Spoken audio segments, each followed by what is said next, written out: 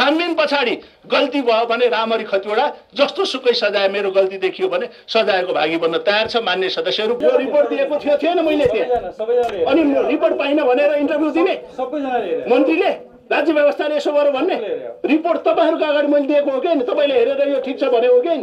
मैले तपाईलाई जानकारी गराइसके भने मन्त्रीलाई पनि दिएको सांसदहरुलाई पनि बारेको नपढेर कमजोरी भयो त थाहा नपाउने त उहाँहरुको पनि कमजोरी हो नि, मेरो मात्रै हो भन्ने जस्तो गरी तपाई प्रस्तुत हुनुभयो, जुन सर्वथा होइन, त्यसरी भन्न मिल्दैन। यसकारण म यो कुरा मान्न सक्दैन। यो छानबिन भयो, अब अहिले एउटाले अर्कालाई यसरी पास भयो, 1 वर्ष पास भएको हो। खानी हृदयले कोर टिम भन्नुभयो, कोही कोर टिम होइन। अब म धेरै कुरा गर्न चाहन्न, तर 4 पछाडि 5 मा यो राख्ने काम कसले गरेको हामी सचिवालय आज सम्पूर्ण संसद यो जान्न चाहन्थ्यौं। किन भन्नुहुन्छ भने संसदको ठूलो हामी माथिको प्रहार हो, कानुन बनाउने माथिको प्रहार हो। यहाँ कसको खेल थियो भन्ने हामीले जान्नुपर्ने जरुरी थियो।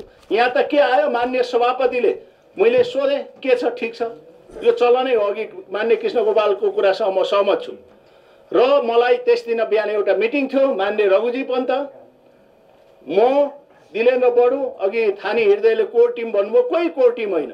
सल्लाहमा सुरुदेखिको छलफलमा आउनु भएको रघुजी पन्त हुनुहुन्थ्यो, आउनुभयो। आउँदा आउँदै कुनै एकजना उप प्रधानमन्त्रीको फोन आयो, अनि त्यसपछिबाट आइसकेपछि रघुजी पन्त ओल्लो कोठामा आउनुभयो र मलाई सामान्य प्रशासन मन्त्रीज्यूले के भन्नुभयो, साँच्ची हुनुहुन्छ रघुजी पन्त, यो विधेयक मलाई सम्माननीज्यूले आजै पेश गर्नु भनेको छ। प्रेसर बढी भयो, मलाई प्रेसर बढी भयो, रामरजी आजै पेश गर्नुपर्छ, आजै पेश गर्नुपर्छ भनेर यही कोठामा, मेरो कोठामा रघुजी पन्तको अगाडि भन्नु। रघुजीले होइन आज नगरौँ भन्नु, 2-3 गतेको कुरा। त्यसपछि विधेयक पेश गर्नु अगाडि म उहाँको कार्यकक्षमा गएँ, उहाँले भन्नुभयो सब राम्रो रहेछ, एउटा यो थप्नुपर्छ, झन् राम्रो हो। म त खुसी भएँ। के थप्नुभएछ भन्नु? त्यही होइन, 15 होइन,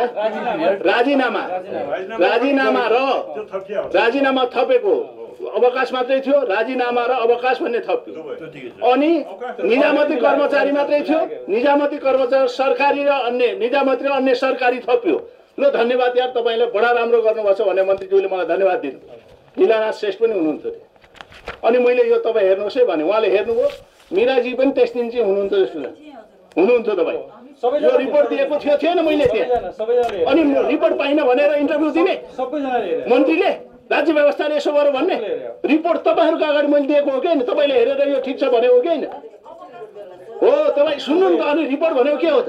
तपाईहरु रिपोर्ट पाइन भन्ने, अनि मलाई सुन्नुहोस् एउटा कुरा, त्यसैले मेरो निष्ठामाथि पनि प्रहार भएको छ। यो समितिमा हामीले नागरिकता विधेयक पास गर्यौं, संवैधानिक परिषदको काम कर्तव्य अधिकार सम्बन्धी विधेयक पास गर्यौं, अनुगमन विधेयक पास गर्यौं। यो समितिमा आएपछि सबै मान्य सदस्य भ्रष्टाचार सम्बन्धी पास गर्यौं। सबभन्दा ठूलो उपलब्धि हामीले यो समितिले गरेको छ। तर यो समितिलाई खुइल्याउने काममा केही मान्छेहरू लागेको हामीलाई अनुभूति भयो। आज थाहा पाउँदैछु म यो कसले गर्यो भन्ने कुरा। सबै निजामती कर्मचारी खराब छन् भने म भन्न चाहन्न। क्षमता, योग्यता र प्रतिष्ठा हेरेर हामीलाई गर्व लाग्छ। कतिपय निजामती कर्मचारीको हेरेर, कतिपय निजामती कर्मचारी आफू मात्रै खाऊ अरू जाओस् भन्ने मनोवृत्तिको पनि हामीले देखेका छौँ।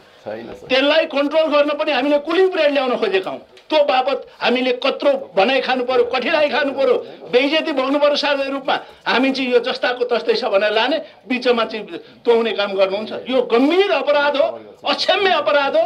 हामी सभामुखलाई छानबिनका लागि अनुरोध गर्न चाहन्छौँ। छानबिन पछाडि गल्ती भयो भने रामरी खतिवडा जस्तो सुकै सजाय मेरो गल्ती देखियो भने सजायको भागी बन्न तयार छ। मान्य सदस्यहरू मार्ग प्रशस्त गर्नुहोस् भन्नुभयो। तर म फेरि पनि भन्छु, कुनै पनि इस्युमा रामरी खतिवडाको चाहिँ यस्तोमा यिनै कुनै पनि इस्युमा समितिको रायभन्दा बाहेक एउटा मैले थपेको भनेको राजीनामा दिएपछि र अन्य सरकारी 2टा भन्दा बाहेक रामरी केही थिएन। तर यो हामीले गरेको निर्णयलाई उल्ट्याउने र बिगार्ने काम कहाँ बस्छ भनेर हामीले आज जान्न चाहेका थियौँ। अलिअलि अनुभूति भएको छ। यसबारेमा सम्मान्य सभामुखसँग पनि हामी अनुरोध गर्न चाहन्छौँ। र मेरो नैतिकताको कुरा पनि आयो मान्य सदस्यहरू, नैतिकताको कुरा। मैले पनि राजनीतिमा कसैको निगाहले म यहाँ आएको होइन, निर्वाचित भएर आएको हुँ। एकपटक होइन, त्योभन्दा बढी पनि भएको होला। मेरो बाउ शहीद भएर पनि आएको होइन, म चन्दा दिएर पनि आएको होइन। म राजनीतिमा दुखै गरेर आएको हुँ। म क्यारम बोर्ड खेले जस्तो, यहाँ ट्याङ्की खेले जस्तो यहाँ त्यहाँ देखाएर यता छिराउने मान्छे पनि होइन। निष्ठा र प्रतिष्ठा जे मैले बोलेको थिएँ त्योसँग आज पनि म दृढ छु।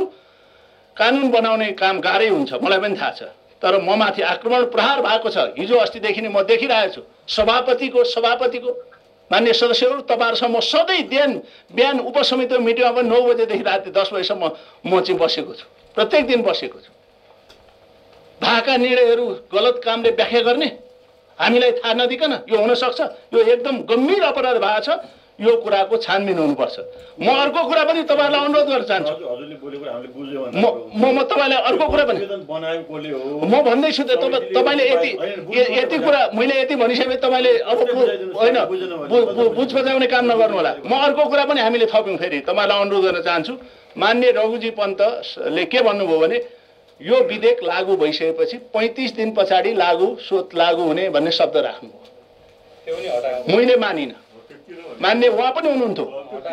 किन 35 दिन भन्ने? एउटा अहिले हामी चाहिँ एउटा आर्थिक वर्षदेखि सुरु हुन्छ, लोकसेवाको जाँच लिने प्रक्रिया हुन्छ, सिधै 35। आज विधेयक पारित भयो भने ठ्याक्क 35 बजे भयो।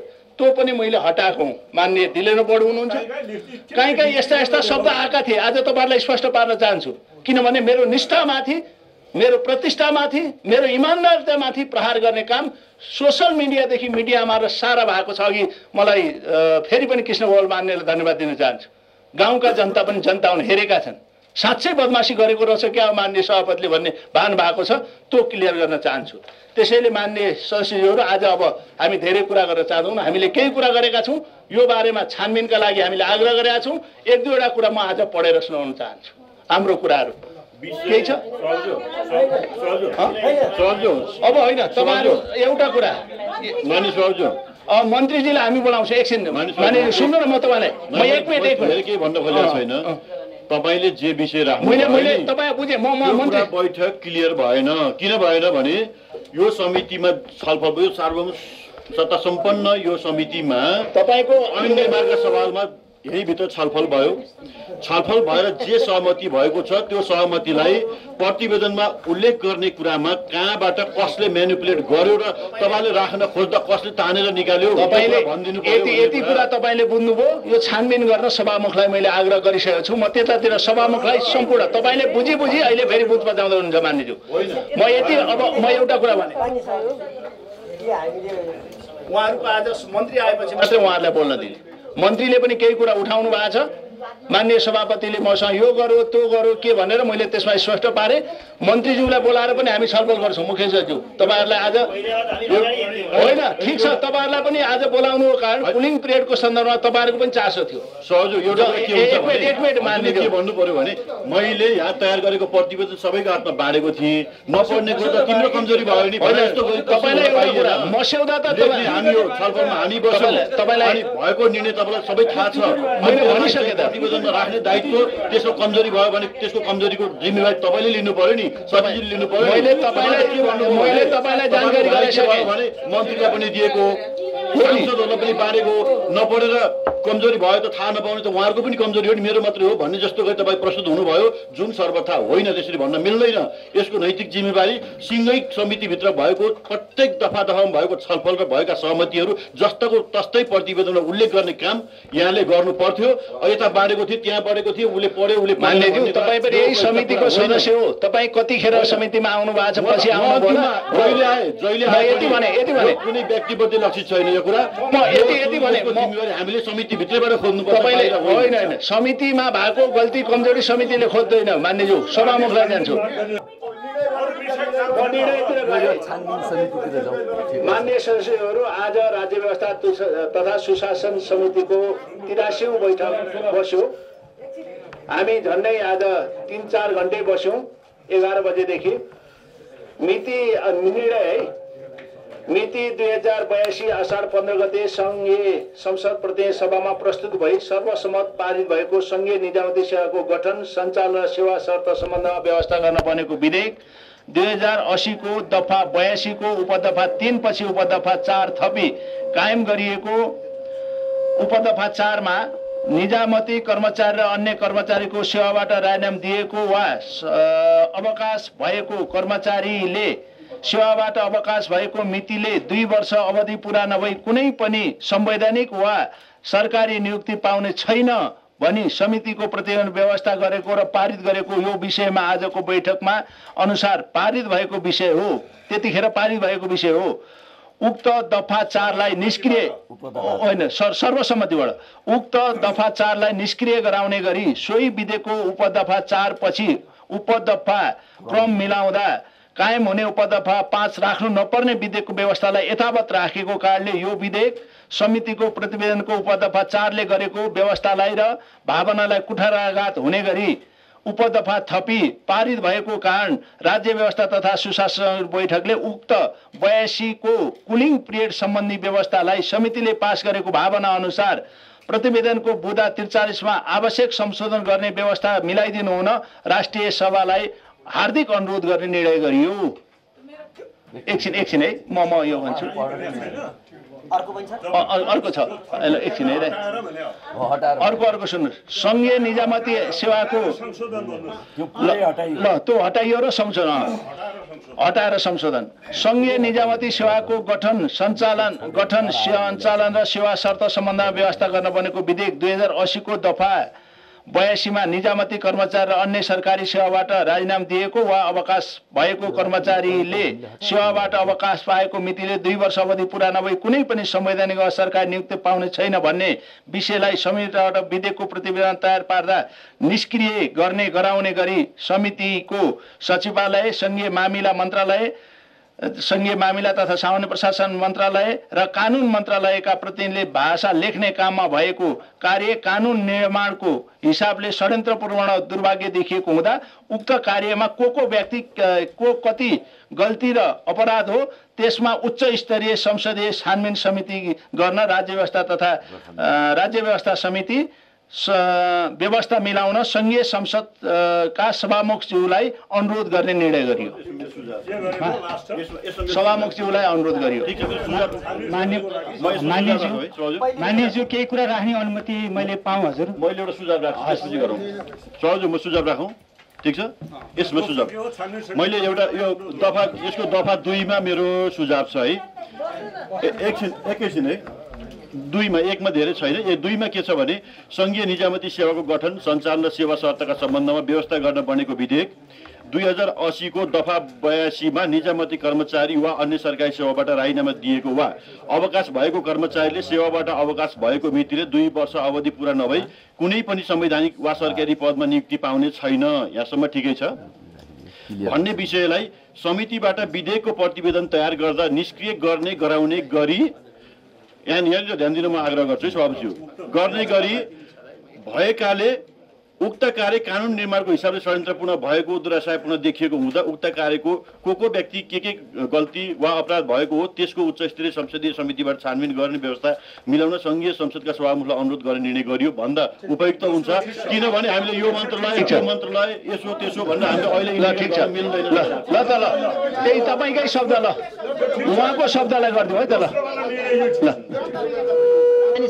ल ठिक यो भावना भन्ने जुन लेखिएको छ नि त्यो भावना होइन हाम्रो त निर्णय हो। निर्णय कहाँ भावना हो? कहिले त भावना हो पछि त निर्णय हो। निर्णय लेख्नुपर्छ। यो आजको यो सर्वसम्मत निर्णय भएको जानकारी गराइदिन्छु। उपस्थित भएकोमा माननीय सञ्चार मन्त्री र सम्पूर्ण मुख्य सचिवहरूलाई पनि धन्यवाद र सचिवज्यूहरूलाई पनि धन्यवाद दिन चाहन्छु। अघि नै मैले भने तपाईँहरूलाई बोलाउनुको कारण पनि थियो। तपाईँहरू पनि लबिङ गर्दै हिँड्नु भएको थियो। यसमा तपाईँहरूलाई पनि त्यसैले समितिको के राय रहेछ र बाहिर के भन्ने बुझाउनु पनि थियो। त्यसैले तपाईँहरू पनि आइदिनु हो। धन्यवाद। फेरि पाउनुहुन्छ मन्त्रीलाई बोलाएर हामी गर्छौँ। सभापतिज्यू हामीले पनि राख्नु पर्यो। हामीले पनि राख्नु पाउनु पर्यो।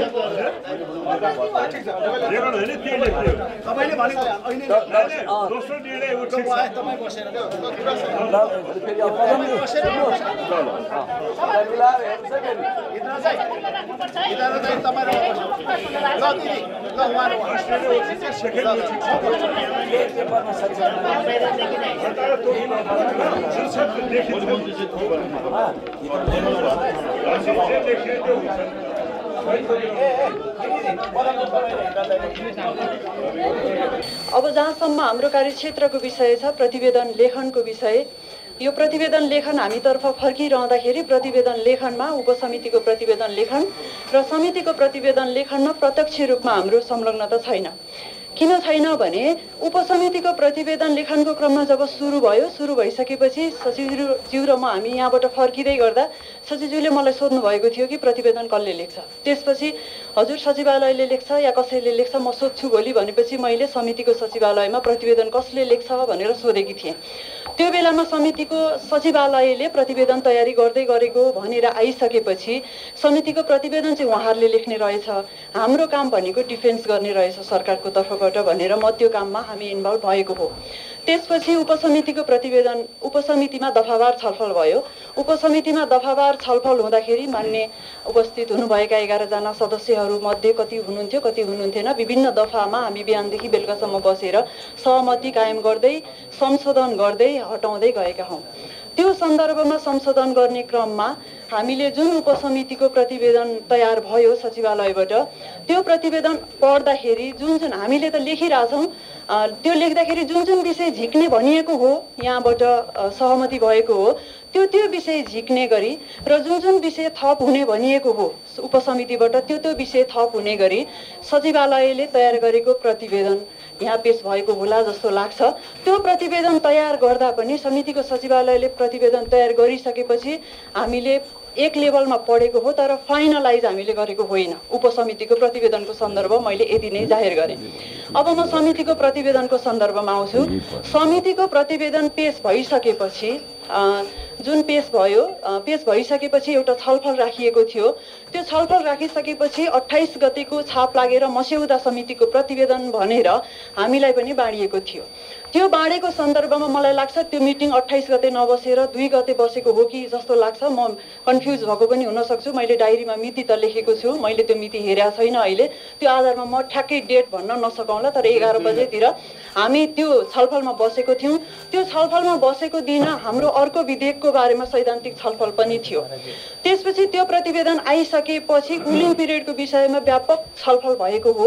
1 वर्ष कि 2 वर्ष, तर यो विषय राजनैतिक भएको र अन्तिममा टुङ्गिने भन्नेसम्मका छलफलहरू भएका हुन्।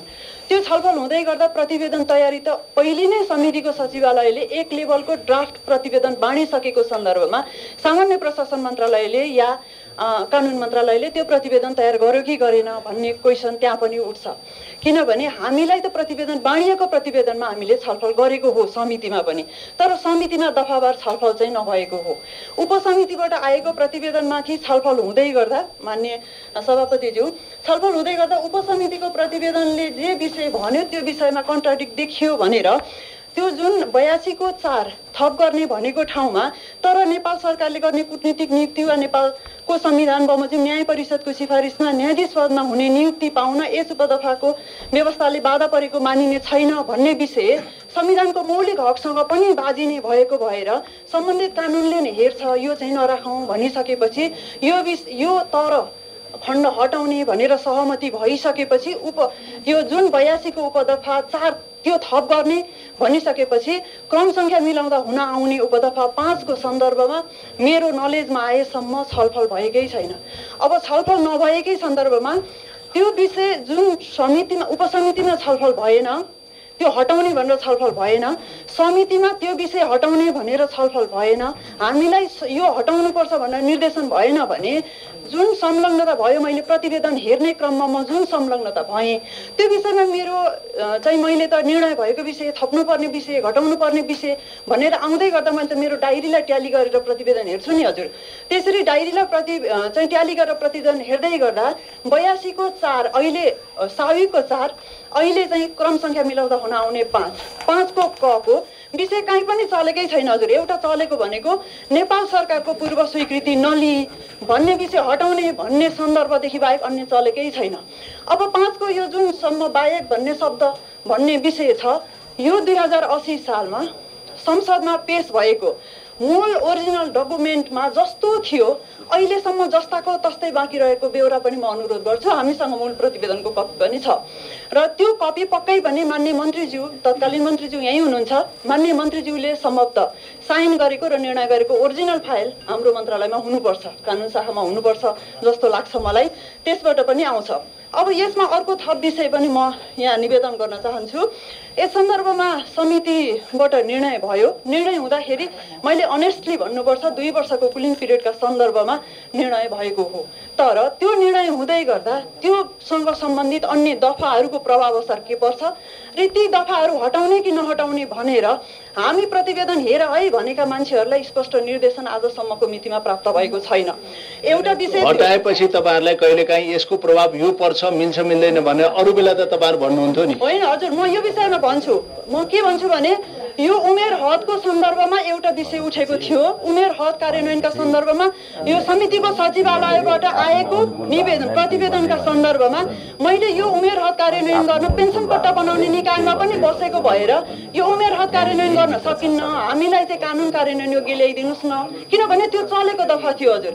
चलेको उपदफा र चलेको दफा भएको भएर मैले विनम्र अनुरोध गरेको थिएँ, किनभने म पेन्सन पट्टा बनाउने निकायमा बसेको पनि कर्मचारी भएको भएर कुरा गरिनु। अनि त्यसपछि म आउँदैछु हजुर। यस सन्दर्भमा हामीलाई आजसम्म निर्देशन चाहिँ भएको छैन हजुर।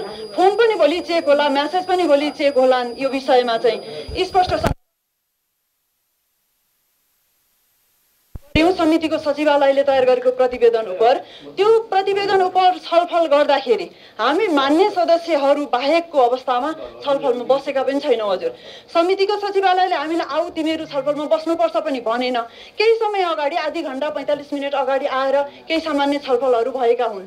तर त्यो सन्दर्भमा समितिको सचिवालयले हामीलाई कहिलेकाहीँ के भन्थ्यो भने यो दुईटा विकल्प सँगै राखेको हुन्थ्यो। यो विकल्पका सन्दर्भमा यो त राजनीतिक विषय हो, पछि निर्णय भएपछि लेखौँला, निर्देशन आएपछि लेखौँला भनेको हो हजुर। तर त्यो सन्दर्भ आउँदै गर्दा त्यो निकै पहिलेकै विषय थियो, ताकि यो जेठ महिनाको पहिलो हप्ताको विषय थियो। किन मैले पहिलो हप्ता भनिराखिरहेको छु भने दोस्रो हप्ताबाट म नेपालमा नभएको अवस्था थियो, त्यो कारणले भनेको छु। प्रतिवेदन फाइनलाइज गर्ने क्रममा सामान्य प्रशासन मन्त्रालयको तर्फबाट म संलग्न हुँदै गर्दा म दोस्रो हप्ता चाहिँ सरकारले नै पठाएको मोनिटरिङ मिसन कार्यक्रममा भएको भएर मैले यो विषय भनेको हो। त्यसपछि अर्को विषय के आयो भने हजुर, यो विषयको नचलेको दफाको सन्दर्भमा जब निर्णय नै भएको छैन, नचलेको दफाको सन्दर्भमा हामीले चलाउनु पर्छ र त्यो छलफलमा त्यो प्रतिवेदन हेर्दै जाँदा हामीले त्यो विषय नै उल्लेख गर्नुपर्छ, बोल्नुपर्छ भन्ने विषय हामीले सिकाइएको थिएन। किन सिकाइएको थिएन भने कर्मचारीले लिखित आदेश या निर्णय भएको बेहोरा नै हेर्नुपर्छ भन्ने मेरो सिकाइ थियो हजुर। आजसम्मको प्रोफेसनल मेरो करियरमा निर्णय भएको विषय हेर्नुपर्छ भनेपछि निर्णय भएको बेहोरा मैले उपदफा 4 हेरेको हो। तर उपदफा 4 हेर्दै जाँदा फाइनलाइज हुनुभन्दा अगाडिको डकुमेन्ट र पछाडिको डकुमेन्टको बारेमा म त्यति, किनभने अवकाश भएको सन्दर्भमा अवकाश हुँदाखेरिको अवस्थामा राजीनामा दिएको विषय प्रष्ट रूपमा चाहिँ समितिमा चाहिँ छलफल भयो हैन। सफ्ट कपी माग्नुभएका केही मान्यज्यूहरूले दिएको अवस्था चाहिँ छ। अब म आएँ यहाँ चाहिँ अब समितिको रिपोर्टमा यहाँ सुन्नु न, समितिको रिपोर्टमा आएँ। समितिको रिपोर्टको विधेयकको दफा 82 को 1 म पढेर सुनाउँछु। उपदफा 3 पछि दिएको उपदफा 4 थपी त्यसपछिको उपदफा मिला हुने। यो 4 मा के भनेको छ भने निजामती कर्मचारी वा अन्य सरकारी सेवाबाट राजीनामा दिएको वा अवकाश भएको कर्मचारीले सेवाबाट अवकाश भएको मितिले 2 वर्ष अवधि पूरा नभई कुनै पनि संवैधानिक वा सरकारी पदमा नियुक्ति पाउने छैन भनेर क्लियर लेखेको छ। अब म 5 को बारेमा बोल्छु। 2 मा के भन्ने हो भने उपदफा 4 उपदफा क्रम मिलाउँदा अब कायम हुने उपदफा 5 मा रहेका नेपाल सरकारको पूर्व स्वीकृति नलिई भन्ने शब्दहरू मात्रै झिक्ने भनिएको छ। त्यो पुरै दफा हटाउने, त्यसलाई कलेक्सन गर्ने केही पनि भएको छैन। त्यो मैले भने नि रेकर्डिङमा अझै पनि छ। जे चाहिँ यहाँ राखियो एकछिन सुन्नु होइन के रे सचिवज्यू एकछिन के छ भने दुईटा कुरा होइन म एउटा कुरा राखु। सचिवज्यूको एकछिन सचिवज्यूको दुईटा कुरा एउटा कुरा हो। सुन्नु न तपाईँले सचिवज्यू तपाईँले अहिले उपसमितिको एउटा रिपोर्ट सुनाउनु भयो प्रतिवेदन। एकछिन सुन्नु न, जुन प्रतिवेदनमा राय बाजिएको थियो त्यो तपाईँले लेखेर ल्याउनु भएन। सुन्नु न एकछिन सुन्नु न एकछिन हो राय बाजिएको थियो भन्नु लेख्नु भयो। सुन्नुहोस् न एकछिन सुन्नुहोस् न तपाईँ एकछिन सुन्नुहोस्। प्रतिवेदनमा नोट अफ डिसेन्ट लेखिएको थियो, राय बाजिएको थियो। त्यो लेख्ने बेलामा पनि सहमति के भयो थियो भने यसमा यस्तो राय आएको छ भन्ने प्रतिवेदन आउनुपर्छ। त्यो तपाईँले जानी ल्याउनु भएन। एकछिन सुन्नुहोस् न तपाईँ एकछिन सुन्नुहोस् न। त्यसपछि हामीले समितिमा यो कुरा उठायौँ, यो किन रिपोर्टमा ल्याउनु भएन, र ठिकै छ नि त अहिले यसै समितिमा छलफल गरिहालौँ न त्यो कुरा पनि भनेर भनिएको अवस्था थियो। अहिले फेरि रिपोर्ट तपाईँ त्यही पुरानो सुनाइरहनु भएको छ। नम्बर 1।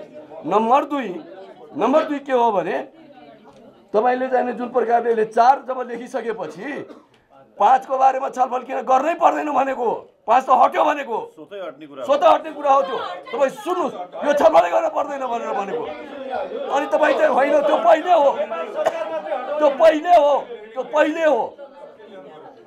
फाइनल उहाँहरूको मलाई थाहा छैन, उहाँहरू त हामी छँदै छैनौँ भन्नुहुन्छ, उहाँहरू त हामी छँदै छैनौँ संलग्न भन्दै हुनुहुन्छ। उहाँहरूमाथि हामीले शङ्का गरेको हो, अघिदेखि प्रश्न पनि उठाएको हो, तर उहाँहरू आफैले भन्दै हुनुहुन्छ हामी संलग्न छैनौँ। एउटा विदेशमा छौँ भन्नुहुन्छ, एउटा हामी आउँदै आइन भन्नुहुन्छ। त्यसो भएपछि सुन्नुहोस् न, तपाईँले कुन मन्त्रालयले त्यो उपसमितिको रिपोर्ट हाल्नु भएन अहिले पनि बताउनुहोस् न मलाई। कुन किन हाल्नु भएन, नोट अफ डिसेन्ट किन हाल्नु भएन अहिले पनि बताउनु भएन। तपाईँले गुमराहमा राख्नु हो, यहाँ अहिले पनि यहाँ गुमराहमा राख्नु हो। उपसमितिमा यस्तो निर्णय भएको हो, त्यो निर्णय भएको हो। हामी हौ देख्नु गुमराहमा राख्न पाइँदैन नि। अहिले तपाईँले प्रतिवेदनमा के लेख्नु भएको छ? यसरी पास भयो, 1 वर्ष पास भएको हो। 1 वर्ष होइन, 1 वर्षको प्रस्ताव आएको थियो, त्यो पास भएको होइन। उपसमितिको बहुमत साथीले लेखेका छन्। एउटा क्वेसन रिपोर्टलाई विवादित साथीहरू, दिलेनजी मैले एउटा क्वेसन सोध्नु।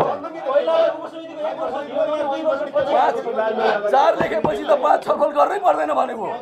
एकचोटि कामै छैन त्यसको। एकचोटि मैले एउटा क्वेसन सोध्न खोजेँ, एउटा महत्त्वपूर्ण छ। तपाईँले भर्खर भन्नुभयो उपदफा 5 बारे छलफल नै भएन। छलफल होइन, त्यो उपदफा होइन, छलफलै भएन भन्ने उपदफालाई तपाईँले ल्याएर सभापतिलाई सही गराएर अन्तिम प्रतिवेदन कसरी बनाउनु हो? छलफलै नभएको त्यो उपदफालाई सभापतिलाई ल्याएर सही के राख्ने भने हो भने त्यसो हुनाले अब यो भएको कुरा मैले पनि मलाई जोडेको जस्तो भन्नु पर्यो नि। यो के भएको हो भने हामीले उपसमितिबाट पनि धेरै कुराहरू नोट अफ डिसेन्टमा आएका कुरा त छँदै थिए। मैले पछि नोट अफ डिसेन्ट मेरो प्रतिवेदनसँगै टाँसिएर आएको एकदम ठिक छ। त्यसभित्र कति भएर कति अझ बाँकी रह्यो, त्यसपछि कोही नोट अफ डिसेन्ट छैन। एउटा कुरा के थियो भनिरहनु भयो, तर नोट अफ डिसेन्ट फुल समिति लगाउनु भएन। हाम्रो 10 वर्षको पनि होइन, बढीमा भने किन हट्यो त भन्नुभयो हो। वास्तवमा हामी सबैलाई लागे, अब पछि हामीले त्यसलाई अब नोट अफ डिसेन्ट लागेन, बस छोड्नुहोस्। एक सहमतिमा बन्यो। त्यसबाहेक उहाँ भनिरहनु भएको थियो है, त्यो चाहिँ के हो छुट्टी आयो भनिरहनु भएको थियो है लास्टमा। तर यहाँ फाइनल भएको कुरा हो। डिसेन्ट त आइसकेको थियो नि, नोट अफ डिसेन्ट उहाँले लेख्नु भएको छ, 5 जना हो सायद लेख्ने, मैले लेखेको छु, लेख्नु भएको छ। अब फाइनल हुँदा कसैको नोट अफ डिसेन्ट होइन, सबै निर्णय सर्वसम्मति भयो। एक कुरा अब हामी किन गयौँ उहाँ, हामी बेला बेला जाने मान्छे नै हो। को भन्दाखेरि कुन हदसम्म भन्दाखेरि यिनीहरूको भने त मैले के अरे यिनी नासुहरू अगुवाई गर्ने, प्राविधिकहरूको भएन। के सेवा अवधिको बेलाको लेख्नु पर्यो, नत्र हामीलाई त अन्याय भयो। भेटनरी डाक्टरको पनि छँदै थियो। मैले उहाँहरूलाई भनेको छु, त्यो 5 को कुरा त मलाई कुनै लेख्नै पर्ने आवश्यक भएन। त्यसमा पछि गएर किन भन्ने, त्यो हुनै नपर्ने। त्यसमा यसलाई पछि गरौँला, यसलाई 2 वर्षको लाई हटाउने गरी राख्नु भने होस् होइन। यो 5 हटेको होइन भने हट्नु पर्ने किन हटेन त, कसलाई गर्नुभयो लास्टमा सल्लाह? एक कुरा हेर्नुहोस्, मलाई भनिदिनुहोस्, सभापतिलाई किन एउटा कुरा। तर त्यो भने के थियो, उहाँले पछि मानेर गएको पनि छ। धेरै कुरा त सहमत भएको छ। सेवा परिवेशका बखत भएको योग्यतालाई प्रमोसनमा मानिदिनु पर्यो। उनीहरूले किन भने यो कुरा भन्दाखेरि जेटिए भनेको त अहिले त आइसी गरेर आउँछ, उति बेला 18 महिना पनि बाँच्छन्, हुन त जेटिए हुन्, त्यो जेटिए हुन पाउँदैन। यस्ता कुरा जेन्युन कुराहरू पछि मिलाइया छ, त्यो मिलाइएको छ र नासोहरूको सबै कुरा सुन्न सकिएन, अहिले पनि असन्तुष्ट छन्। यी विषयहरू बाहेक यो पोलिङ पिरियड क्लियर भइसकेपछि यसमा छलफल दुबारा गर्न कसले भन्यो र कसलाई फाइनल गर्नु हो त? त्यसो भए कहाँ गर्नु भएन? कानुनको साथी सुभाषजी हुनुहुन्छ, उहाँले जस्टिफिकेसन दिइसक्नु भएको छ हैन? कानुनको साथी सुभाषजीले अर्को चाहिँ यहाँ चाहिँ एउटा बुदा थपिएकै छ, त्यो दफाक्रम मिलाउने भनेर हाम्रो समितिको रिपोर्ट हो त। दफाक्रम मिलाउने त्यही मिलाइयो, साथी छौँ त हामी।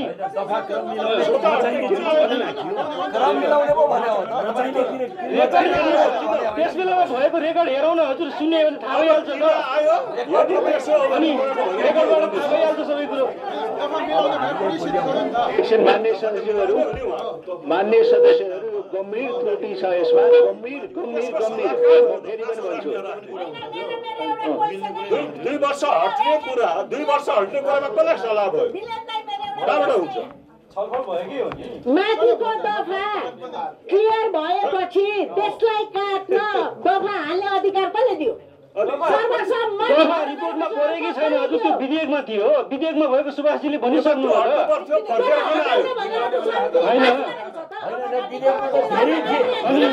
धेरै हटाइयो।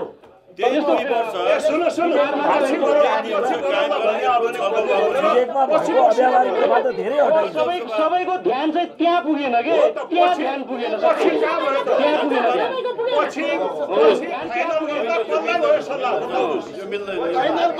यसको जस्टिफिकेसन कानुन मन्त्रालयले दिइराखेको छ त, उहाँलाई सोध्ने हो नि त, मलाई सोध्ने हो।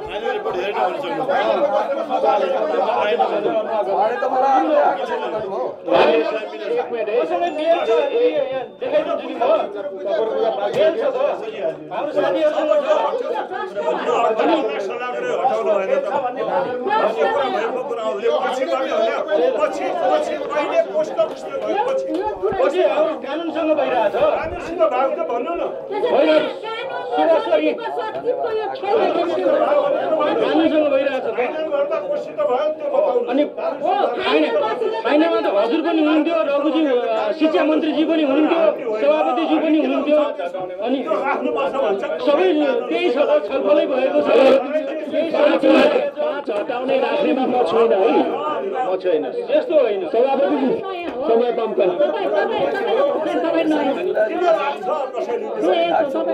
होइन, क्लियर छ, क्लियर छ भनौँ। मान्य सदस्यहरू म केही कुरा एकछिन